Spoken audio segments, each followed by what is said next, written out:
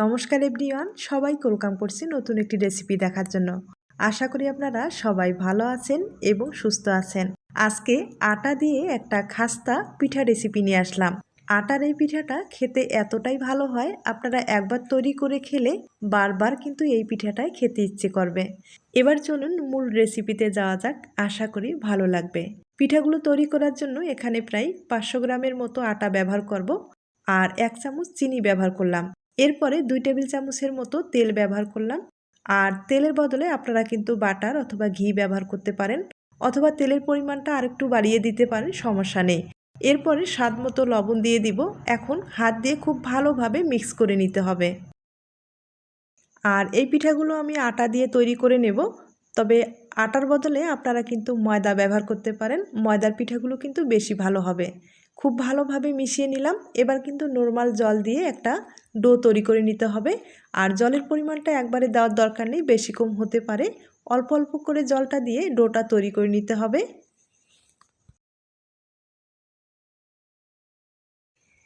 ডোটাকে আমি একটু সময় নিয়ে ভালোভাবে মুথে নিলাম আর খুব ভালোভাবে কিন্তু তৈরি করে নিলাম, দেখতে পারলেন। তবে এখন ডোটাকে একটু রেস্টে রেখে দিতে হবে প্রায় 10 মিনিটের মতো। আর সামান্য পরিমাণে ডোয়ে একটু তেল লাগিয়ে নিলাম। এরপর একটা প্লাস্টিক দিয়ে ভালোভাবে ঢেকে রেখে দিব। এর উপরে একটা প্লেট দিয়ে দিলাম।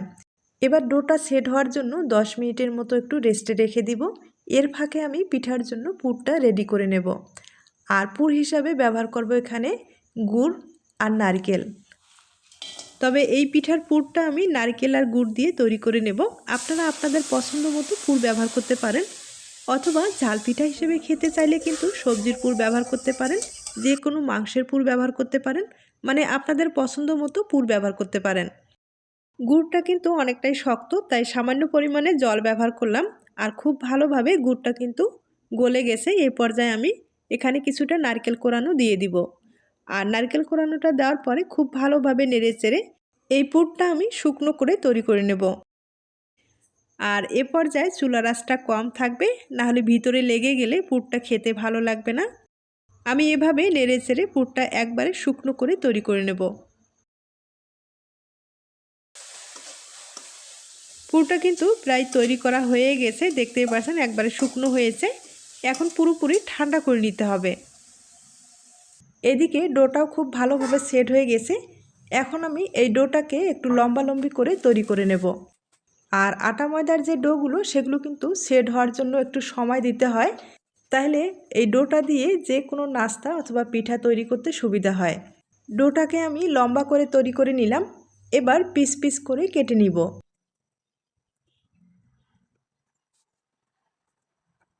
এখন এই পিসগুলো আবারও আমি একটা ছোট্ট করে ডো তৈরি করে নেব।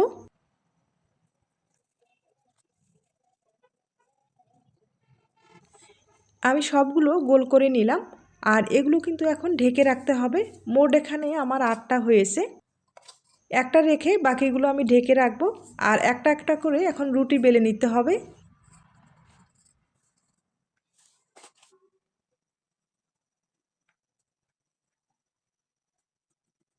আর বেলার সুবিধার্থে এখানে আমি আটাটাই ব্যবহার করব। আর পাতলা করে বেলে নিতে হবে।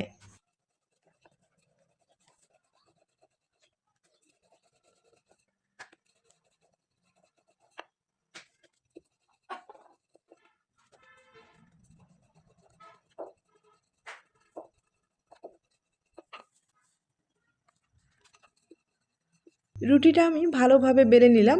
এখন যেটা করতে হবে, এখানে আমি প্রায় 2 চামচ তেল ব্যবহার করব। আর সামান্য পরিমাণে আটা ব্যবহার করলাম। একটা পেস্ট তৈরি করে নিতে হবে। পেস্টটা আমি তৈরি করে নিলাম। এবার হাত দিয়ে রুটিটার উপরে এভাবে লাগিয়ে দিতে হবে। আর মোট এখানে আমার 8টা রুটি হয়েছে। এই 8টা রুটির উপরেই কিন্তু এভাবে পেস্টটা লাগিয়ে দিতে হবে। তবে আপনারা চাইলে আরও বেশি রুটি ব্যবহার করতে পারেন, অথবা কম রুটি ব্যবহার করতে পারেন, কোনো সমস্যা নেই। আর এভাবে রুটিগুলো ধাপে ধাপে কিন্তু দিয়ে দিতে হবে।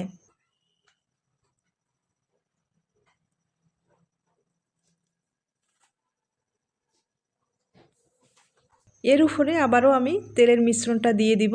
আর সামান্য পরিমাণে একটু এখানে আটায় ব্যবহার করব। আর একটা একটা করে রুটি দেব। আর এভাবে কিন্তু একই প্রসেসে তেলের মিশ্রণটা দিয়ে দিব আর সামান্য পরিমাণে আটা ব্যবহার করব।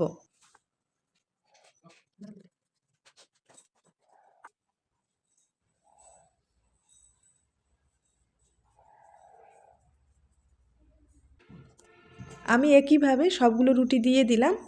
এখন যেটা করতে হবে, আমি হাত দিয়ে এভাবে চেপে চেপে রুটিগুলোকে একটু বড় করে নেব।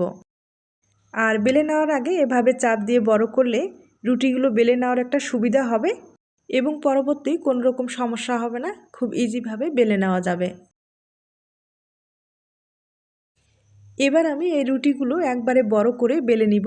যত পাতলা করে বেলে নিতে পারেন নাস্তা এবং পিঠাগুলো ততটাই ভালো হবে, খাস্তা হবে এবং মুসমুসে হবে। তবে এই রুটিটা যতটুকু সম্ভব পাতলা করে বেলে নিতে হবে। আর আমি কিন্তু একবারে পাতলা করেই বেলে নিলাম। এখন আপনারা চাইলে এই রুটিটা দিয়ে পিঠা অথবা আপনাদের পছন্দ মতো নাস্তা তৈরি করে নিতে পারেন।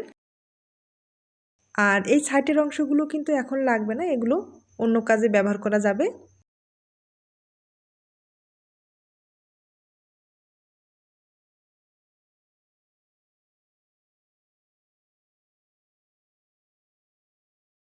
আমি চারিপাশের অংশগুলো সমানভাবে কেটে নিলাম। এখন এক সাইডে ধরে এভাবে কিন্তু মুড়িয়ে নিতে হবে। আর টাইট করে মুড়িয়ে নিতে হবে, কোনোভাবে কিন্তু ফাঁকার অংশ রাখা যাবে না। আর যত ভালোভাবে মুড়িয়ে নিতে পারেন ততটাই কিন্তু লেয়ারগুলো ভালো হবে। আর সামান্য পরিমাণে এখানে কিন্তু একটু আটায় ব্যবহার করব।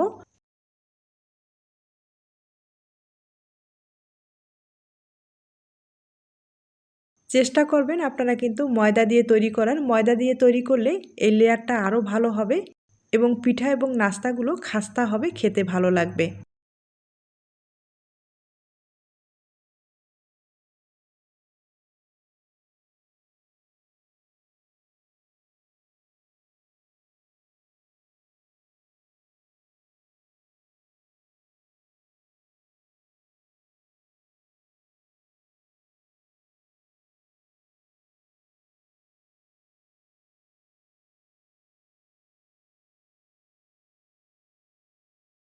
আমি খুব সুন্দরভাবে লেয়ারটা তৈরি করে নিলাম, হয়তোবা দেখে বুঝতে পেরেছেন। এখন একটা ছুরি দিয়ে পিস পিস করে কেটে নেব। তবে অবশ্যই ছুরিটা কিন্তু ধারালো থাকতে হবে। আর ছুরি দিয়ে সমস্যা হলে আপনারা কিন্তু সুতাটা ব্যবহার করতে পারেন, তাহলে সুতা দিয়ে খুব ইজিভাবে কিন্তু কেটে নিতে পারেন। আর দেখতেই পাচ্ছেন কতগুলো লেয়ার হয়েছে। আমি একইভাবে সবগুলো কেটে আপনাদের দেখিয়ে দিচ্ছি।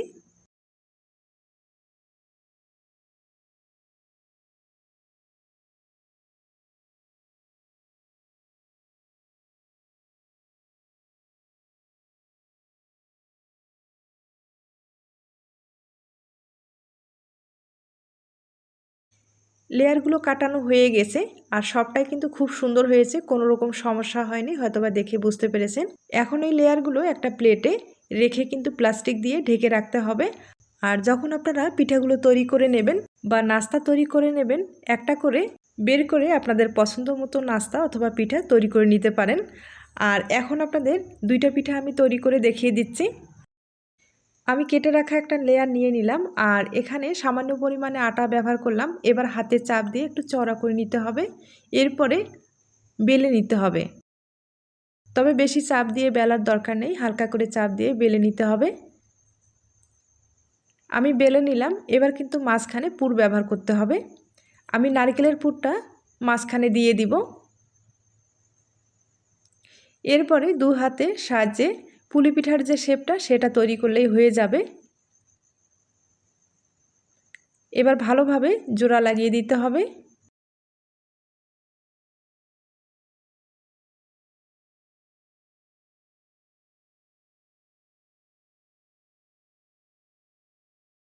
দেখতেই পেলেন পিঠাটা কতটা সুন্দর হয়েছে। এখন পিঠাটা আরেকটু ভালো দেখার জন্য সাইডের যে অংশগুলো আছে সেগুলো কিন্তু আমি একটু ডিজাইন তৈরি করে নেব। একবারে সহজ, আপনারা যে কেউ খুব সহজভাবে পিঠাটা তৈরি করে নিতে পারবেন।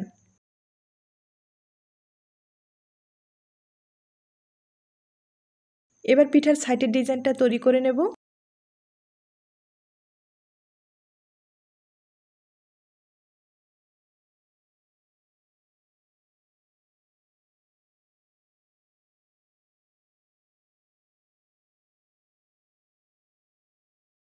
দেখতেই পারলেন কত সহজভাবে পিঠাটা তৈরি করা যায়, আর দেখতেও কিন্তু ভীষণ ভালো হয়। আপনারা হয়তোবা দেখে বুঝতে পেরেছেন। আর এই পিঠাগুলো তো সব সময় খাওয়া হয় না, যে কোনো স্পেশাল দিনে অথবা আপনাদের নতুন কোনো অতিথির জন্য স্পেশাল কিন্তু এই পিঠাটা রাখতে পারেন, খেতে খুব ভালো লাগবে। আর এখানে আমি নারকেলের পুরটা ব্যবহার করলাম।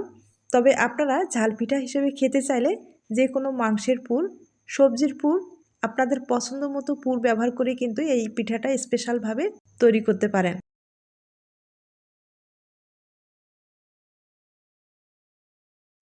আমি আপনাদের দুইটা পিঠা তৈরি করে দেখিয়ে দিলাম। দেখতেই পাচ্ছেন কতটা সহজভাবে পিঠাগুলো তৈরি করা যায়। এখন আমি কিছুটা পিঠা আপনাদের ভেজে দেখিয়ে দিচ্ছি। চলুন চুলায় যাওয়া যাক। কড়াইয়ে আমি তেল দিয়ে দিলাম, তবে তেল হালকা আছে গরম করে নিতে হবে। আর একটা পিঠা আগে দিয়ে দিলাম। আমি আবারও বলছি, এই পিঠাগুলো যখন ভেজে নেবেন তখন কিন্তু তেলটা হালকা আছে গরম করার পরেই ভেজে নেবেন। আর এই পিঠাগুলো ভাজতে গেলে তাড়াহুড়া করা যাবে না, একটু সময় নিয়ে ভালোভাবে ভেজে নিতে হবে। আর হালকা আছে যদি ভেজে নেন সেক্ষেত্রে লেয়ারগুলো কিন্তু সম্পূর্ণ ফুটে উঠবে, দেখতে খুব ভালো লাগবে।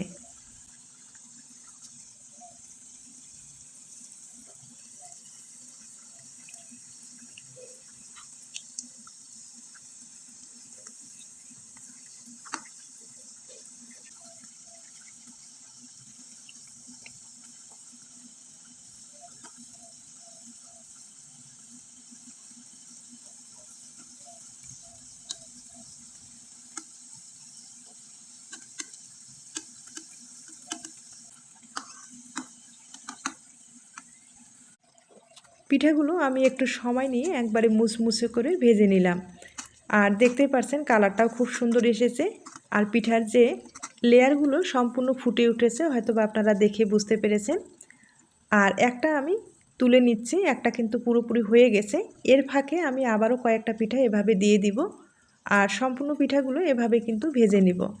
এরপরে আপনাদের আমি পরিবেশন করে দেখিয়ে দিচ্ছি।